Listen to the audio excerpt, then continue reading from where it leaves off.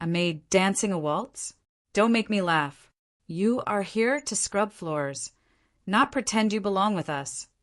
The harsh voice echoed through the massive, crystal-lit ballroom of the Imperial Grand Hotel in Manhattan. I froze instantly. The mop handle slipped from my sweating hands and hit the polished marble floor with a loud, embarrassing clatter. The classical music that had been softly playing through the sound system, the music I had foolishly allowed myself to sway to just moments ago, was abruptly cut off. Suddenly, the grand chandeliers flared to life, blinding me with their intense light. Standing there, flanked by men in expensive tuxedos and women in glittering designer gowns, was Alexander Vanderbilt. He was 42 years old, famously ruthless, and a billionaire who owned half the properties in this city. And right now he was looking at me like I was a piece of trash that had somehow blown into his exclusive charity gala. 400 VIP guests turned their heads to stare at me in dead silence. I was wearing a cheap, gray cleaning uniform. My hair was tied up in a messy bun, and my hands were red and calloused from years of harsh chemicals. I felt my face burn with intense shame. "Look at her, everyone," Alexander sneered, a cruel smirk playing on his lips. "A cleaning lady who dares to dream of being an artist. Isn't this just pathetic?" I heard the quiet snickers rippling through the crowd. I saw the mocking smiles. Out of the corner of my eye, I noticed someone holding up a phone, the red recording light blinking. They were live-streaming this pathetic moment to their exclusive internal networks. My humiliation was about to go viral, broadcasted to the rich and powerful for their pure entertainment. My stomach churned. I wanted the floor to open up and swallow me whole. I wanted to run out of the service doors and never come back, but I couldn't. My name is Elena Marquez. I am 28 years old, and my reality is far from the glitz and glamour of Manhattan ballrooms. I am a single mother living in a cramped, one-bedroom apartment in Queens. Every single day is a brutal battle just to keep the lights on and put food on the table for my 2 kids, my 6-year-old son, Lucas, and my 4-year-old daughter, Arya, and my life is a constant, suffocating cycle of exhaustion. During the day, I work as a receptionist at a busy veterinary clinic, smiling at customers and booking endless appointments. By night, I put on this gray uniform and clean up after the elite of New York City. I scrub their toilets, polish their floors, and wipe away the messes they leave behind at their extravagant events. It is backbreaking work, but I do it because I have absolutely no other choice and my parents are gone. The man I married, Daniel, the father of my children, died in a horrific car accident when I was just 24 years old. He went out to buy groceries one rainy evening and never came back. Just like that, I was left entirely alone, crushed by the weight of the world, with 2 tiny lives depending completely on me, and right now the pressure is heavier than it has ever been.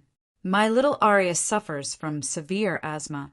Her latest prescribed treatment, the only thing that truly helps her breathe, costs $3,200.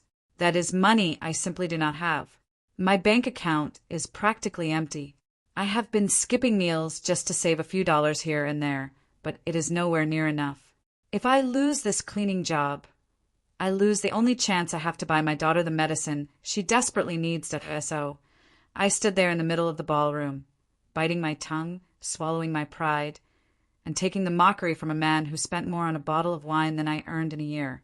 What Alexander Vanderbilt didn't know, what none of these laughing billionaires looking down on me knew, was that I wasn't always just a cleaning lady. I wasn't always this invisible woman pushing a mop in the shadows. That I have a secret I buried deep inside me 12 years ago. When I was younger, I wasn't invisible at all. I was extraordinary. Back in Spain, they called me the Pearl of Barcelona. By the time I was 15 years old, my talent was so undeniable that I had been directly recruited into the Royal Spanish Ballet Academy. I didn't just dance, I breathed ballet. I spent every waking moment in the studio, pushing my body beyond its limits, mastering techniques that seasoned professionals struggled with. My instructors told me I was a prodigy, a once-in-a-generation talent. At 17, the ultimate dream of every ballet dancer in the world came true for me. I was awarded a prestigious full scholarship to join the Paris Opera Ballet. I had my ticket in my hand. My bags were packed. The entire world was waiting for me to take the stage. Then, life decided to break me. Exactly 2 days before my flight to Paris, my mother suffered a massive stroke. I remember the frantic phone call, the blinding rush to the hospital, the sterile smell of the waiting room. The doctors told me she needed round-the-clock care to survive. There was no one else to do it. My father had already passed away, and we had no close relatives to lean on that I didn't even hesitate.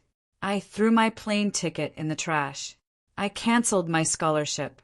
I gave up Paris, I gave up the stage, and I gave up the only thing I truly loved doing, all to stay by my mother's side. I bathed her, fed her, and held her hand through the darkest nights. She fought hard, but a year later, her body gave out and she passed away. After she died, I was completely lost. I met Daniel, we got married, and I tried my best to build a normal life. I locked away my pointe shoes in a dusty box under my bed. I never watched ballet on television. I never listened to classical music. It hurt too much. The pain of what could have been was a physical ache in my chest. I convinced myself that the Pearl of Barcelona was dead forever, replaced by Elena the wife, Elena the mother, and eventually Elena the struggling widow. But tonight, working the late shift at the Vanderbilt group's charity gala, the past forcefully caught up with me. The event hadn't officially started yet. The ballroom was empty, the caterers were busy in the back, and the orchestra was doing a routine sound check. The conductor had raised his baton, and the hauntingly beautiful notes of a waltz floated through the massive room. It wasn't just any music. It was a piece I knew intimately. The music washed over me, bypassing the tired receptionist and the exhausted cleaning lady, straight to the dancer buried deep inside. Without thinking, I had dropped my mop. I closed my eyes, and for just a few seconds, I wasn't in a cheap uniform. I was back under the bright stage lights. My feet remembered the exact steps. My arms remembered the perfect grace. I had executed a flawless turn, entirely lost in the pure memory of the music. And that was exactly when Alexander Vanderbilt walked in and turned on the blinding lights. Now, I was violently pulled back to reality. The music was gone. The magic was dead. There was only the blinding glare of the chandeliers and the cold, judging eyes of New York's elite. Alexander took a few steps toward me, his expensive leather shoes clicking menacingly on the marble floor. He stopped just a few feet away, deliberately invading my personal space. The strong smell of expensive cologne and alcohol wafted off him. "You like dancing, do you?" he asked, his voice dripping with absolute condescension. He reached into the inner pocket of his tailored tuxedo jacket and pulled out a thick stack of $100 bills. He waved the money slowly in front of my face, treating me like a dog begging for a treat. "Let's play a little game," Alexander announced loudly, making sure the entire room could hear his cruel proposition. "This is $5,000. If you can dance for us right now and make sure we don't laugh, I will pay you 6 times this amount." $30,000. My eyes locked onto the cash. That money wouldn't just buy Aria's asthma medication. It would clear my debts. It was a lifeline dangled in front of a drowning woman. "I call it entertainment for my friends," he smirked. But his voice dropped to a menacing whisper. "If you fail, if you make a fool of yourself, I will personally make sure you are blacklisted. You will never work in any event in Manhattan again." My breath caught in my throat. It was a trap, a sick, twisted game of humiliation where I had everything to lose. $30,000. The thick stack of $100 bills in Alexander Vanderbilt's hand felt like a loaded gun pointed right at my chest. If I took his challenge and failed, I would be blacklisted and never work in any event in Manhattan again. We would be on the street. But if I won, Aria could finally get her medicine. My little girl suffers from severe asthma, and the medication she needs costs exactly $3,200. I pictured her gasping for air in the middle of the night, her tiny chest heaving. That terrifying image alone made the decision for me. I looked Alexander dead in the eye, ignoring the hundreds of mocking faces staring at me, and nodded. I accept. The ballroom erupted into cruel, mocking cheers as the billionaire guests clinked their champagne glasses, treating the whole situation as a sick entertainment show for the rich. They were completely ready for a comedy act. They fully expected a clumsy, exhausted maid in a gray uniform to trip over her own feet, fall flat on her face, and burst into tears while they live-streamed my humiliation to their friends. Alexander's smile widened, looking like a predator about to play with its food. He thought he held all the cards. He thought 12 years of scrubbing floors had erased everything I used to be. What he didn't know, what no one in that massive, glittering room could possibly know, was that I wasn't stepping onto this marble floor cold. For the last 4 months, my life hadn't just been about working at the vet clinic and cleaning up after the rich. It had also been about blood, sweat, and a dusty, freezing garage in Queens where I had been secretly training. IT started back in November. I was taking out the trash behind my cramped apartment building after a particularly brutal double shift. I was completely exhausted, my back was killing me, and I just needed a moment to breathe before going inside to make dinner for Lucas and Arya. Without thinking, I used the rusted metal railing of the fire escape as a bar. I stretched my leg up, sinking into a deep, perfect plie. It was pure muscle memory, a phantom reflex from a life I had buried 12 years ago when my mother's stroke forced me to abandon my Paris Opera Ballet scholarship. Your alignment is flawless, but your posture is carrying the weight of a corpse. The raspy voice had startled me so badly I almost slipped on the icy concrete. Standing in the shadows was Mrs. Evelyn Monroe. She was 76 years old, my downstairs neighbor, and a woman who rarely spoke to anyone, always walking with a silver-handled cane. I had always thought she was just a quiet, grumpy old lady keeping to herself. I was incredibly wrong. Evelyn Monroe, as I quickly learned, was a former dancer who had graced the stages of Broadway back in her youth. She had seen my quick stretch in the alley from her window. She recognized the lines, the discipline, the undeniable ghost of a professional ballerina. She didn't ask about my tragic past or why I was wearing a cheap vet clinic uniform. She didn't offer me pity. She just pointed her heavy cane at an abandoned, concrete-floored garage next to our building and said, "Meet me there tomorrow at 5 a.m. and bring comfortable shoes." I don't know why I went. Maybe I was tired of being invisible. Maybe a small, stubborn piece of the Pearl of Barcelona was still screaming to get out, refusing to die quietly. But I showed up in the freezing cold. And for the next 4 months, Evelyn put me through absolute hell in that hidden space.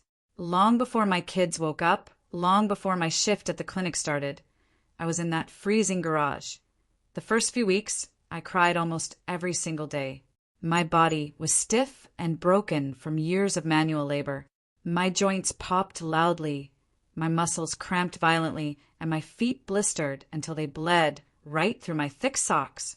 I fell constantly hitting the hard concrete. I told Evelyn I was too old, too broken, that 12 years away from the stage was just too long. I shouted at her that I was just a cleaning lady now, and this was all a stupid, pointless fantasy. She slammed her metal cane against the concrete floor, the sharp sound echoing loudly in the freezing air. "Stop feeling sorry for yourself, Elena!" she barked at me, her eyes burning with intense fire. "You think the floor cares about your sob story? You think the stage cares that you scrub toilets? The only thing that matters is the technique. When the body belongs to a dancer, it never forgets. You just have to stop being a coward and let it remember." She was right. Around the second month, something magical finally clicked. The heavy rust started to chip away. My balance fully returned. The grueling strength required for a massive grand jeté, the insane core control needed for multiple pirouettes. It was all waking up from a long, forced coma. Evelyn didn't just train my body. She aggressively rebuilt my mind. We practiced entirely without music, relying only on the sharp rhythm of Evelyn clapping her hands. We practiced on brutal, uneven concrete, which made my legs twice as strong as they ever were on a pristine, sprung studio floor. And right now, standing in the middle of the Imperial Grand Ballroom under the blinding chandeliers, I felt that tough garage floor beneath my feet. I wasn't looking at the mocking billionaires anymore. I was looking past them, into the distance, finding my center. I took a deep breath and let the chaotic noise of the room completely fade away. Alexander snapped his fingers aggressively, signaling the orchestra's conductor. "Let's make this interesting," he announced loudly to the expectant crowd.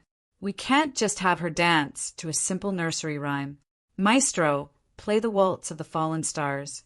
Let's see if our little Cinderella here can keep up with a real masterpiece." A collective, audible gasp went through the musicians in the orchestra.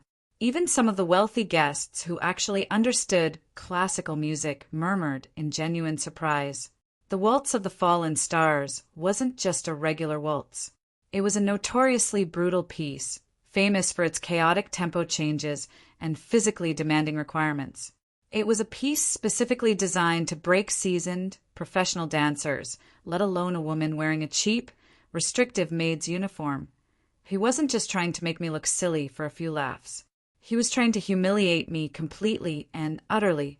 He wanted me to fall hard, to twist an ankle, to collapse on the floor in pain so he and his rich friends could point their phones at my absolute misery. He was setting an impossible, cruel trap. But Alexander Vanderbilt had made one fatal, hilarious miscalculation. He thought he was throwing me to the wolves. He had absolutely no idea that the Waltz of the Fallen Stars was the exact same piece Evelyn had relentlessly drilled into my bones every single morning for the past 4 months. It was the piece I had bled for on that freezing concrete floor in Queens. The conductor hesitated, looking at me with genuine pity. He didn't want to play it because he knew it was an unfair setup, but Alexander shot him a venomous glare, silently threatening his job. With a heavy sigh, the conductor raised his baton that I kicked off my cheap rubber cleaning shoes. I didn't need them dragging me down. I stood barefoot on the freezing marble. I reached up and pulled the tight elastic band out of my messy bun, letting my long hair fall completely loose down my back. If I was going to do this, I was going to do it my way. I settled into my starting position, my muscles tightening, ready to explode with 12 years of suppressed passion. "Whenever you're ready, maid," Alexander taunted, stepping back into the crowd with a triumphant, ugly smirk on his face. The baton came down. The first sharp, frantic notes of the violin sliced through the silent air. The music was fast, aggressive, and entirely unforgiving. But as I took my very first step, preparing to launch myself, I realized something terrifying. Alexander wasn't playing fair at all. He had given a secret signal to the conductor right before the music started. The tempo wasn't normal. It was impossibly fast, distorted, and lethal. But that wasn't even the worst part. The tempo wasn't just slightly faster. It was a brutal, frantic sprint. Alexander Vanderbilt had forced the conductor to increase the speed of the music by at least 40%. Anyone who knows classical music will tell you that playing the Waltz of the Fallen Stars at its normal speed is already a monumental, exhausting task. Playing it at this distorted, hyperspeed was pure sabotage. It was a physical impossibility, a cruel death trap designed to snap ankles, tear ligaments, and completely destroy whoever was dancing to it. He wanted blood. He wanted to see the poor, desperate maid in her cheap gray uniform trip, fall flat on her face and cry while his elite friends recorded the whole pathetic scene. I saw him leaning against a massive marble pillar, casually sipping his expensive champagne, his phone already up and recording my impending disaster. For a fraction of a second, pure, paralyzing fear gripped my chest. My heartbeat pounded so loudly in my ears, it almost completely drowned out the frantic violins. The crushing weight of the extreme humiliation I was about to endure threatened to suffocate me. I was barefoot on freezing marble. I was wearing a restrictive, heavy cotton cleaning dress. I hadn't danced in front of a real audience in 12 long years, but then I closed my eyes that I stopped listening to the mocking whispers of the billionaires. I stopped seeing the blinding, hostile glare of the chandeliers. I only heard the sharp, demanding clap of Evelyn's metal cane hitting the freezing concrete floor of that abandoned garage in Queens. I felt the blisters, the sweat, the relentless, agonizing hours of pushing my body far past the point of breaking. Evelyn had relentlessly drilled this exact piece into my muscle memory at every possible tempo, including this chaotic, impossible speed. She had prepared me for a brutal war I didn't even know I was going to fight. Did I open my eyes? The fear was completely gone. The tired, invisible cleaning lady died in that exact moment, and the Pearl of Barcelona woke up. I took my first step. I didn't just catch the frantic beat of the music. I aggressively commanded it. I launched myself into the air with a massive, explosive grand jeté. For a second, I was completely suspended, defying gravity, soaring high above the polished marble floor. The heavy gray fabric of my cheap uniform snapped sharply around my legs like a flag in a storm. When I landed, there was no clumsy thud. I landed with the silent, terrifying grace of a predator. The collective, sharp intake of breath echoed loudly through the massive ballroom. The mocking smirks instantly vanished from the faces of the 400 VIP guests. The cruel giggling completely stopped. The casual clinking of crystal champagne glasses ceased. I didn't give them a single moment to recover. I transitioned seamlessly into a series of complex, rapid-fire footwork, matching the furious pace of the violins note for note. My bare feet slapped rhythmically against the cold stone, a rapid heartbeat of pure defiance. I took 12 years of suffocating grief, 12 years of scrubbing other people's toilets, 12 years of watching my mother die and my husband being buried, and I poured every ounce of that pain into every single movement. The anger, the sheer, blinding desperation to save my daughter Arya. It all became an unstoppable fuel that I spun across the floor, faster and faster. I wasn't just surviving his impossible tempo trap. I was making it look breathtakingly effortless. I was making it look like the furious music was actively chasing me, struggling desperately to keep up with my speed. Out of the corner of my eye, I saw Alexander Vanderbilt. The smug, arrogant smile was melting off his face like wax near a fire. He stood absolutely frozen, his champagne glass tilted, the expensive liquid spilling freely onto his polished leather shoes. He wasn't recording anymore. His phone hung uselessly by his side. He was pale and visibly trembling. The music rapidly built toward its explosive climax. This was the most demanding part of the waltz, a notorious section that routinely broke seasoned professionals. I found my center, locked my eyes on a fixed point on the far wall, and began the brutal series of fouetté turns. 1, 2, 3.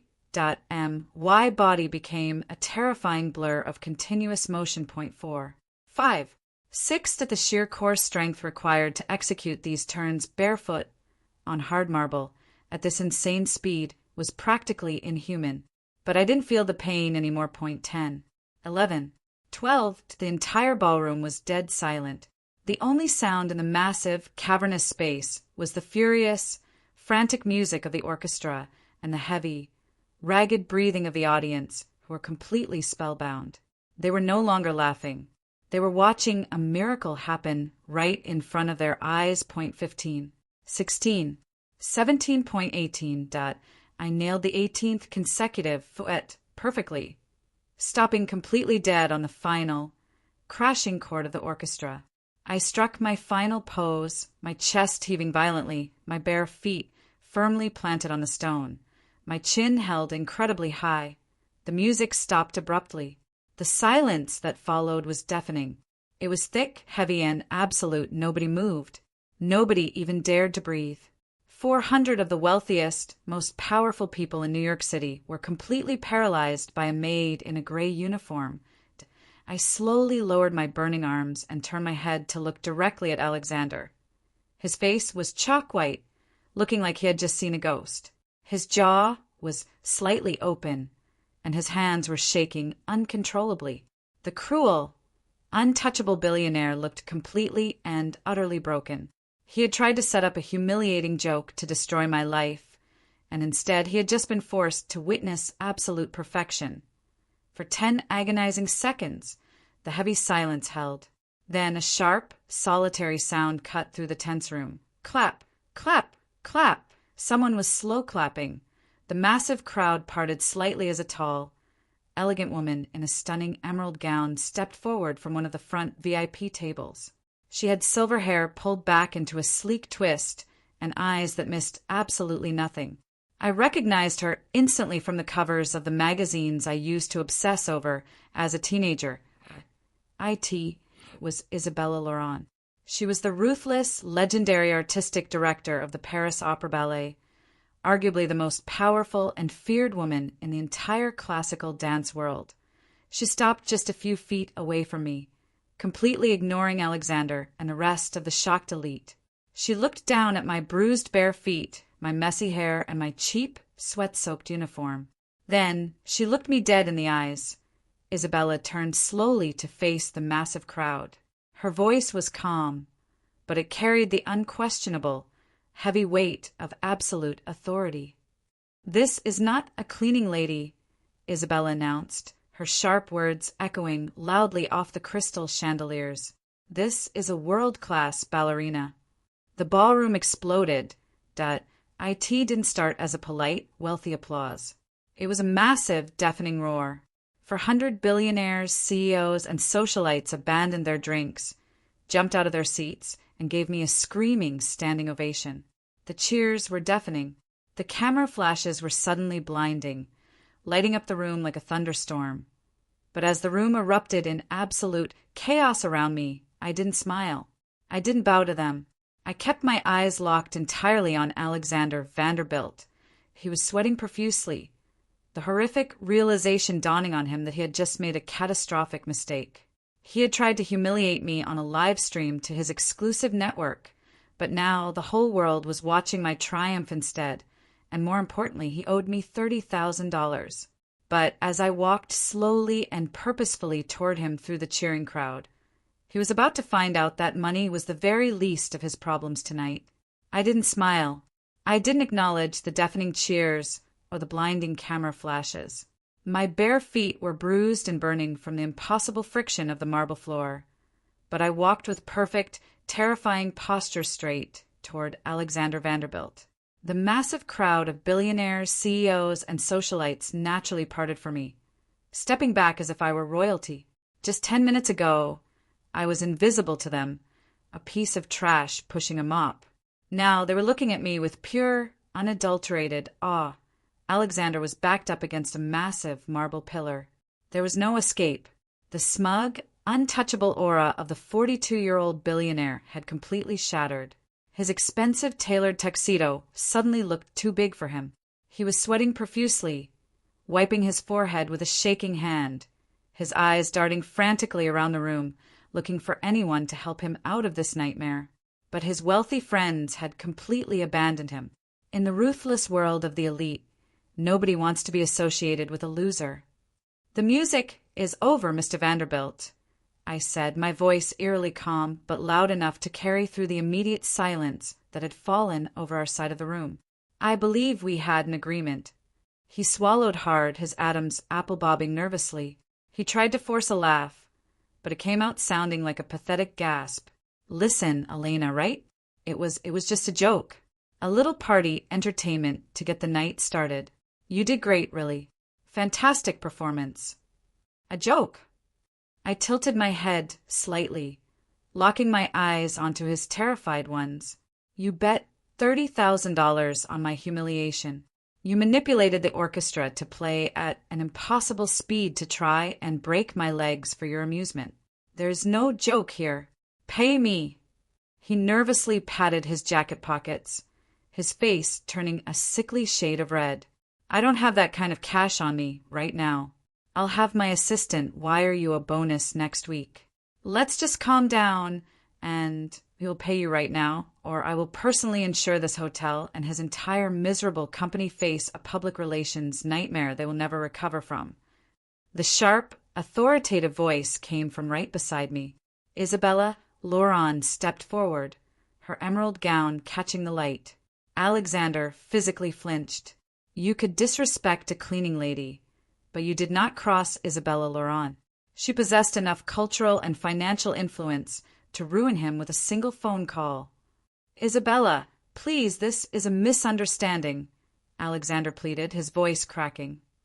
Write the check, Alexander, she commanded, her tone absolutely freezing. Now. With trembling hands, the ruthless billionaire pulled a sleek, leather-bound checkbook from his inner pocket. He clicked his expensive gold pen and hurriedly scribbled the numbers. $30,000. He ripped the check out and held it toward me, refusing to meet my eyes as I took the slip of paper. $30,000. It was real. Aria's asthma medication was secured. My debts were gone. I had won the bet. But as I looked at the man cowering in front of me, I realized that taking his money wasn't enough. He had stripped me of my dignity. He had treated me like an animal performing for scraps. I needed him to understand exactly how that felt. I folded the check carefully and slid it into the pocket of my gray uniform. Then I turned my back on him and walked a few steps away. The crowd watched me in total silence. I stopped where my heavy, wet mop was still lying on the floor from when I had dropped it earlier. I picked it up by the wooden handle. I walked back to Alexander and threw the dirty mop violently at his feet. The wet strings slapped against his polished, $1,000 leather shoes, leaving a dark, dirty puddle. I danced for your entertainment, I said, my voice echoing clearly through the ballroom. Now, you're going to clean the floor for mine. Alexander stared at the mop as if it were a venomous snake. His jaw dropped. Are you insane? I am Alexander Vanderbilt. I don't clean floors. You made the rules of this sick game, I replied coldly. You told everyone I was just a maid who belonged on the floor. Prove it. Show us how much better you are. Clean up the water you spilled when you dropped your champagne glass. He looked around desperately for support, but the crowd was ruthless. They had already shifted their loyalty to the winner. Someone in the front row, a tech CEO who was still live-streaming the entire event to their exclusive networks, laughed. Then another person laughed. Soon, the entire ballroom was chanting, "Clean it! Clean it! Clean it!" The pressure was suffocating. The live stream was still running, broadcasting his absolute defeat to the most powerful people in the world. Isabella Laurent glared at him, crossing her arms. He had absolutely no way out. Slowly, agonizingly, Alexander Vanderbilt lowered himself. His knees hit the cold marble floor. The crowd erupted into wild, mocking cheers. The man who owned half of Manhattan, the billionaire who had tried to destroy me just 15 minutes ago, was now on his hands and knees in his custom tuxedo, grabbing a dirty mop head to wipe the floor in front of a cleaning lady. Camera flashes went off like a massive strobe light. People were getting close, pushing their phones directly into his face to capture his red, sweating, humiliated expression. The live stream was exploding. It was the ultimate, brutal reversal of power. He was tasting his own bitter medicine. An entire world was watching him swallow it, that I didn't stay to watch him finish. I had nothing left to prove to him that I turned and started walking toward the service exit. But before I could reach the heavy wooden doors, Isabella Laurent stepped directly into my path. She didn't look at my cheap uniform or my messy hair. She looked at me with the deep, profound respect reserved only for equals. She reached into her small clutch and pulled out a thick, embossed business card. She held it out to me. "Elena Marquez," she said, her voice filled with genuine emotion. "What you did out there tonight wasn't just a display of technique. It was pure raw magic. The Paris Opera Ballet has an empty principal dancer slot. I am holding a private audition next Wednesday. I expect to see you there." I stared at the card in her hand. The gold foil lettering of the Paris Opera Ballet logo caught the light. It was the exact same logo that had been on the scholarship letter I threw away 12 years ago when my mother got sick. It was the ghost of my past, coming back to offer me a second chance at life. I took the card, my fingers trembling slightly. I haven't danced professionally in 12 years, I whispered, the reality of my situation crashing back down on me. I don't care if you haven't danced in 50 years, Isabella said firmly, placing her hands on my shoulders. You are the Pearl of Barcelona. You never lost your gift. You just hit it. Take the flight to Paris. Don't waste this miracle. I nodded, tears finally stinging my eyes, not from humiliation, but from overwhelming hope. I pushed through the service doors and stepped out into the cold, chaotic kitchen area. The deafening noise of the ballroom faded behind me.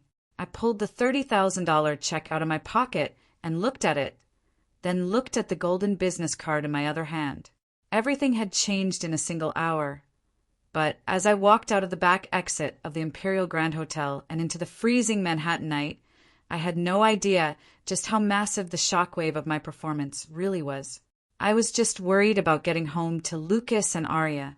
I didn't know that the video of my impossible 18 fouetté turns and Alexander Vanderbilt scrubbing the floor was already going viral across the globe. By morning, I wouldn't just be a cleaning lady anymore. The press was already typing out the massive headlines, the cleaning lady who danced like a legend. And for Alexander Vanderbilt, the nightmare was only just beginning. By the time I unlocked the door to my cramped apartment in Queens, it was nearly 3 a.m. I quietly checked on Lucas and Aria, watching their small chests rise and fall in the dim light of the street lamp filtering through the dusty window. I sat on the edge of my bed, staring blindly at the $30,000 check and the gold-foiled business card resting in my hands. It felt like a bizarre, exhausting fever dream. But the sharp, lingering sting in my bruised, barefoot soles proved it was all terrifyingly real. The very next morning, my first stop was the bank. The teller looked at my tired face, my faded winter coat, and then down at the massive check signed by Alexander Vanderbilt. She carefully verified the funds, her eyes widening in absolute shock, before depositing it directly into my account. My next stop was the local pharmacy. I paid $3,200 in cash for Aria's specialized asthma medication.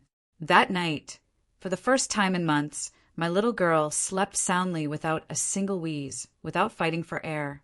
I sat beside her crib in the dark and cried tears of pure, unadulterated relief. While I was focused entirely on my children, completely disconnected from the digital world, the internet was exploding. The tech CEO who had live-streamed the Vanderbilt Charity Gala had a massive, highly influential following.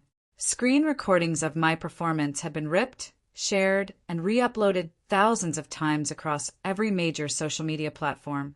The stark, undeniable contrast of a maid in a cheap gray uniform executing 18 flawless, hyperspeed fouetté turns on a freezing marble floor, followed immediately by a tyrannical billionaire getting on his knees to mop up his own spilled champagne, was absolute internet gold. IT was a global earthquake.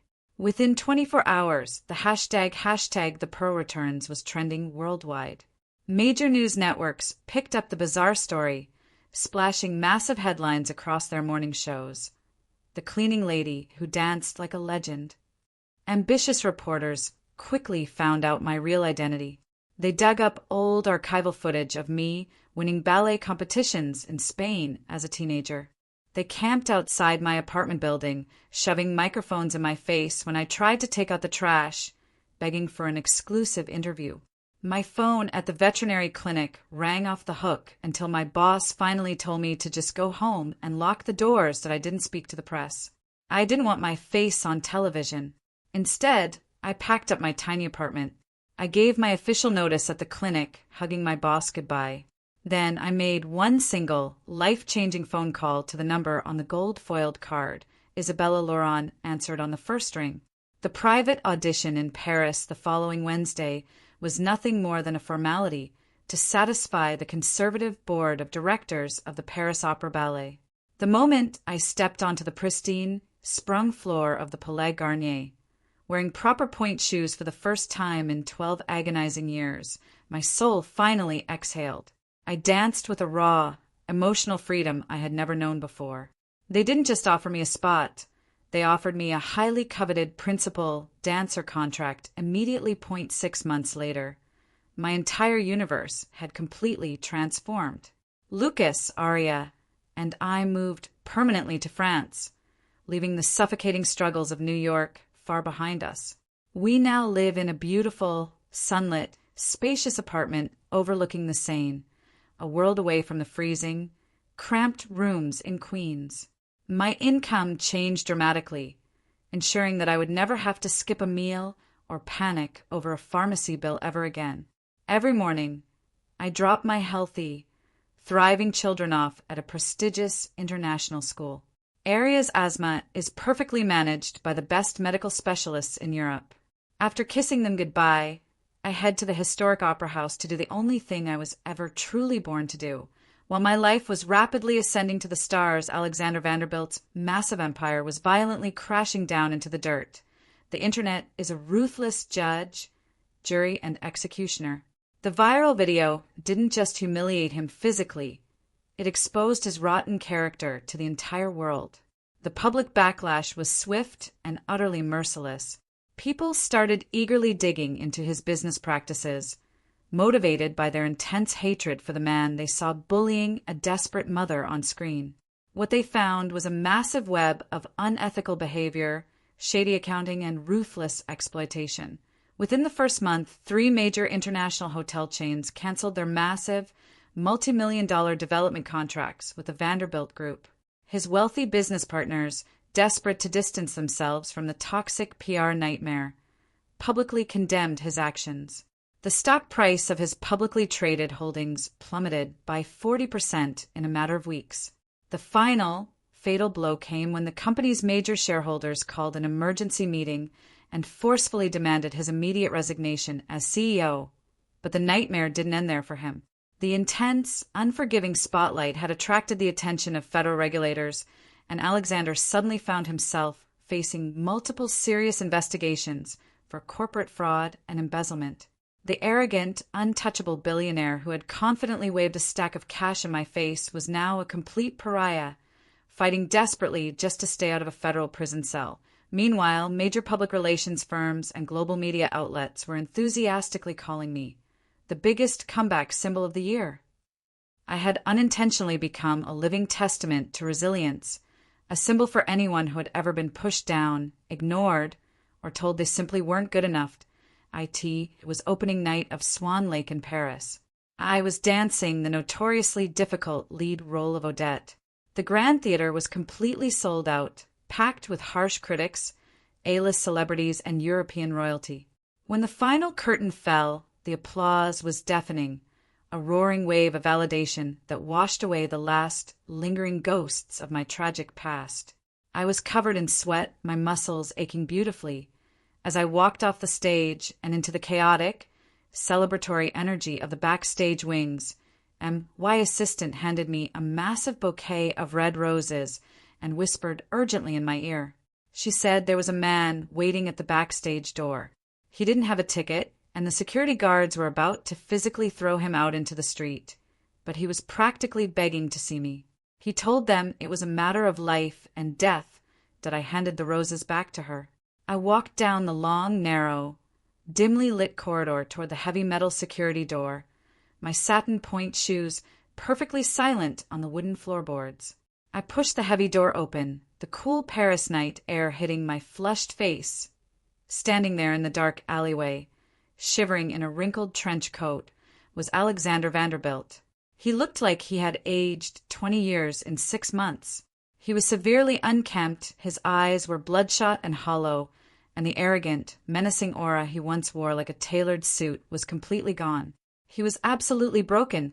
He looked up at me, standing tall and proud in my stunning, feathered white tutu, radiating the power and grace he had tried so hard to destroy. He swallowed hard, his hands trembling exactly like they had on that fateful night in Manhattan. He had crossed an ocean to find me, and as he opened his mouth to speak, I knew this was the final, inevitable act of our twisted story. He stood in the dark, damp alleyway behind the Palais Garnier, shivering violently in a wrinkled, stained trench coat. The cold wind whipped through the narrow street, but he didn't seem to notice. Alexander Vanderbilt, the man who used to own half of Manhattan, the man who used to wear custom tuxedos and mock desperate people for pure entertainment, looked completely unrecognizable. His hair was a greasy, chaotic mess. His eyes, heavily bagged and bloodshot, carried the frantic, terrifying look of a trapped animal. "Elena," he choked out, his voice cracking horribly. It wasn't the booming, arrogant voice that had ordered an orchestra to play a lethal tempo. It was a pathetic, broken whisper. I stood in the doorway, the warm, golden light of the theater spilling out into the alley behind me. I was still wearing my magnificent, feathered white Odette tutu. My diamond tiara caught the dim streetlights, sparkling brilliantly. The contrast between us was absolute. The power dynamic had entirely flipped. "What are you doing here, Alexander?" I asked, my voice completely flat, devoid of any anger or sympathy. He took a desperate step forward, raising his shaking hands. "You have to help me. Please." They took everything. My board forced me out. The banks froze my accounts. The federal prosecutors are threatening me with 20 years in a maximum security prison for the financial discrepancies they found. I have absolutely nothing left. And how exactly is that my problem? I asked, looking him dead in the eye. Tears actually spilled over his eyelids, tracking through the dirt on his pale cheeks. "You are the only one they will listen to. The media loves you. You are their golden girl now. If you just make a public statement, if you just tell the press that it was all a big misunderstanding, that we are friends, that I am a good man who made a silly mistake, they will back off. The judge might show leniency. Please, Elena, I am begging you on my knees." He actually started to lower himself to the cold, dirty cobblestones, ready to drop to his knees just like he had when he scrubbed the marble floor in New York. "Stop," I commanded sharply. The authority in my voice froze him instantly.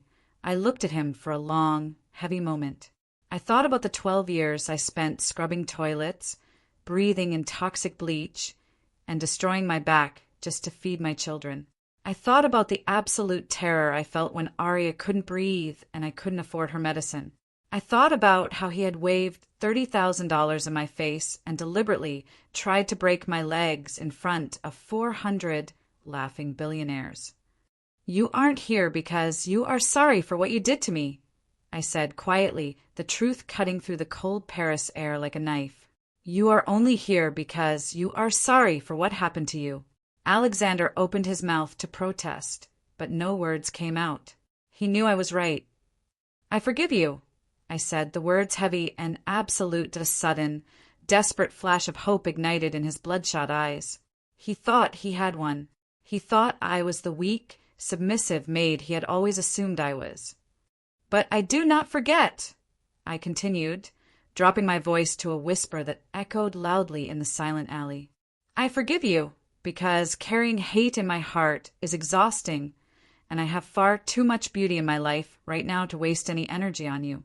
But I will not save you from the consequences of your own arrogant actions. You built a house of cards on cruelty and corruption. It fell. That is on you." The flash of hope in his eyes instantly died, replaced by a hollow, crushing despair. "You wanted to teach me a lesson about where I belong," I told him, standing perfectly straight, my chin held high. "Well, I learned it. I belong on the stage, and I will never let anyone define my worth ever again." That I didn't wait for his reply. I didn't need to hear his excuses or his sobbing. I stepped back inside the warm, bright theater and pulled the heavy metal security door shut. The loud, definitive click of the lock echoing in the hallway was the final sound of Alexander Vanderbilt being permanently erased from my life. I walked slowly down the corridor toward my dressing room. The heavy adrenaline of the performance and the intense confrontation was finally starting to fade, replaced by a deep, profound sense of peace. I sat down at my brightly lit vanity mirror. I looked at the reflection, staring back at me. I wasn't just a maid anymore. I wasn't just a struggling widow. I was a mother who had saved her children, and I was a world-class artist who had reclaimed her soul. Looking into that mirror, I realized something incredibly important, a truth that I needed to share. Not with the press, not with the rich elite, but with you. The person hearing this story right now that I am telling you all of this, because I know exactly what it feels like to be completely invisible. I know what it feels like to have your dreams violently crushed by circumstances you cannot control. Life is incredibly unfair. It will knock you down, it will steal the people you love, and it will force you into situations that make you feel tiny, worthless, and entirely forgotten. For 12 years, I allowed the world to convince me that my gift was dead. I let the gray cleaning uniform become my entire identity. I convinced myself that surviving was the exact same thing as living. I accepted the cruelty of people who looked right through me, who treated me like a machine designed only to clean up their messes. I almost let my pride and my talent be permanently suffocated by the heavy weight of daily survival. But talent doesn't die. Passion doesn't die. It just goes to sleep, waiting patiently in the dark for you to be brave enough to wake it up again. You might be sitting in a cramped apartment right now, worrying about how you are going to pay the electric bill. You might be working a dead-end job, taking orders from people who possess half your intelligence and zero of your empathy. You might have a secret gift, a buried dream that you locked away in a dusty box under your bed because life told you it was foolish to hope. I need you to listen to me very carefully. Do not let the Alexander Vanderbilts of this world tell you who you are. Do not let their mocking laughter, their arrogant money, or their cruel judgments keep you on your knees, scrubbing the floor. The world is full of people who will desperately try to keep you in the box they built for you, simply because your potential terrifies them. They will set impossible tempos. They will try to humiliate you. They will wave their power in your face to make themselves feel bigger. Let them laugh. Let them set the trap. And then when the music starts, you step onto that freezing marble, you close your eyes, and you show them exactly what you are made of. You use every ounce of your pain, every tear you cried in the dark, every rejection you ever swallowed, and you turn it into absolute, undeniable power. You are entirely capable of executing miracles. You are capable of surviving the absolute worst things life can throw at you, and still standing up with terrifying grace to SO. Pick up the pen, put on the shoes, open the business, start the journey, do whatever it is that makes your soul catch fire. And no matter how small they try to make you, no matter how invisible they treat you, never, ever forget this one simple truth. You do not need their permission to shine.